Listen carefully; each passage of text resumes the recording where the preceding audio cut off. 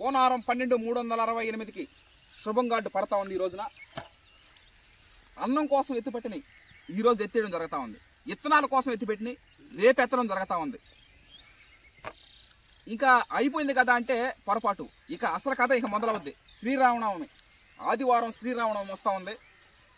ఏ ఆంధ్రప్రదేశ్ తెలంగాణ కాకుండా ఎక్కడెత్తుకున్నా, ఏ మండలం ఎత్తుకున్నా, ఏ ఊరు ఎత్తుకున్నా రాములు వారి దేవాలయం లేనిదే ఊరు లేదు. వేలలో లెక్క పెట్టచ్చు. అంటే అటువంటి మహత్తర రామాయణం మొత్తం, రామాయణం సారాంశం అంతా చూసుకున్నట్లయితే మనం ప్రతి ఒక్కటి ఒక మోటివేషన్. మనకి తెల్లవారితే పట్టాభిషేకం అవ్వాల్సినటువంటి శ్రీరాముడు అడవి పాలైపోయాడు, వనవాసం.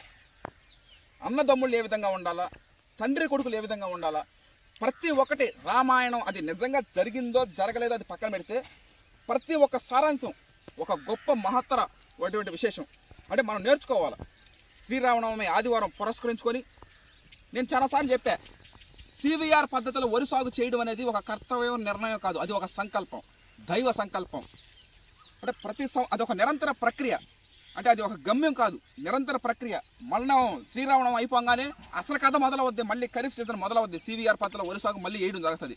దాదాపు 120 నుంచి 130 రోజుల పాటు మన ప్రయాణం కొనసాగద్ది. సేమ్ అదే ఇత్తనాలు చల్లడం, సేమ్ అదే నారు పెరగడం, నారేత వేయడం, కలుపు తీయడం, మట్టి ద్రావణాలు స్ప్రేయింగ్లు చేయడం, ఇక అంతా ఒక మళ్ళీ పండగలాగా ఉల్లాసంగా ఉత్సాహంగా జరగద్ది. కాకపోతే ఏప్రిల్ 15 పైన KNM 12/368 అనే వరి వంగడం ఫిక్స్, ఇది వేయడం జరుగుతుంది. నవంబర్ 15 పైన మనకిష్టమైనటువంటి RNR 15048 తెలంగాణ సోనా షుగర్లెస్ అనే వరి వంగడం వేయడం జరుగుతుంది. ప్రతి ఒక్కటి మీకు అప్డేట్ చేస్తాను. అర్షద్ ప్రకృతి రత్న అవార్డు గ్రహీత అయినటువంటి నేను ఆ ప్రకృతి రత్న అవార్డు నా టీం మెంబర్స్కి, రైస్ వినియోగదారులు కూడా అంకితం ఇవ్వడం జరిగింది. ఆల్రెడీ ఉగాది పురస్కారాల్లో ప్రకృతి రత్న అవార్డు రావడం, ఆ అవార్డుని వాళ్ళకి అంకితం చేయడం. ఎందుకంటే వాళ్ళు లేనిదే నేను లేను. ఎందుకంటే అది ఒక టీం మెంబర్స్తో ఏర్పడినటువంటి సమూహ పోయినటువంటిది ఒక విషయం. అది నా టీం మెంబర్స్కి, నా రైస్ వినియోగదారులకి అంకితం ఇస్తామన్న ప్రకృతి రత్న అవార్డు. ఇలాంటి ఎన్ని అవార్డులు వచ్చినా కూడా అవి వాళ్ళకి అంకితం చేస్తాను నేను, హర్షత్ విహార్.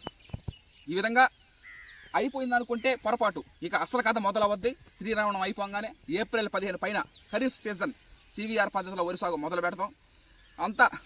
అంతా సవ్యంగా జరగాలని ఆ జొన్నవాడ కామాక్షమ్మ తల్లి, శ్రీ మధ్యరాట్ పోతులూరు వీరబ్రహ్మేంద్ర స్వామి గారి దీవెనలో సంతోషిస్తూ ఇక స్టోరేజ్ చేయడం జరుగుతుంది. అందరికీ ముందుగా శ్రీరామనవమి శుభాకాంక్షలు. నా పేరు వేటగిరి మల్లికార్జును. ప్రతి ఒక్కరికి ముందుగా శ్రీరామనవమి శుభాకాంక్షలు. నా పేరు వేటగిరి పాలయ్య. ప్రతి ఒక్కరికి ముందుగా శ్రీరామనవమి శుభాకాంక్షలు తెలుపుతున్నాను. నా పేరు పొట్టూరు వెంకయ్య. అందరూ శ్రీరామనవమి శుభాకాంక్షలు తెలియజేస్తున్నాను. నా పేరు కొమరి వెంకయ్య. శ్రీరామనవమి శుభాకాంక్షలు అందరికీ థాంక్స్. శ్రీరామ రామ రామేతి రమే రమే మనోరమే సహస్రనామ తత్తుల్యం రామ రామ వరాననే. ఈ విధంగా రామ ఇప్పుడు ఎవరైనా పెద్దవాళ్ళు లేచిన రామ, అయ్యో రామ అని అంటారు. అంటే ఆ రామనామం ప్రతి మన భారతదేశంలో రామనామం అనేది ఒక ప్రతిష్టాత్మకమైనది. ఎవరు బట్టినా సరే ఆ రాముడిని జపిస్తూ తపిస్తూ, ఎందుకంటే ఆయన చేసినటువంటి ప్రతి ఒక్క పాయింట్ ఫస్ట్ నుంచి లాస్ట్ దాకా ఆ త్రేతాయుగంలో రాముడిగా అవతారం ఎత్తారు. ఏ సిచ్యువేషన్లో తీసుకున్నా కూడా కష్టాలు నష్టాలు, ఏది వనవాసాలు పోవడం కానీ, రాములు వారు సీతాదేవిని అనుమానించడం కానీ, ఏది రావణాసుని చంపడం, తర్వాత పాపాలు పట్టుకోవడం కానీ, ఏది ఎత్తుకున్నా కూడా కష్టాలు నష్టాలు, ఆనందాలు సంతోషాలు ప్రతి ఒక్కటి మనకి క్లియర్ కట్గా అర్థం అవుద్ది. ఏది రామాయణం వాల్మీకి రచించారు. సంపూర్ణ రామాయణం. ఒక బోయవాడు రామాయణం రచించినటువంటిది.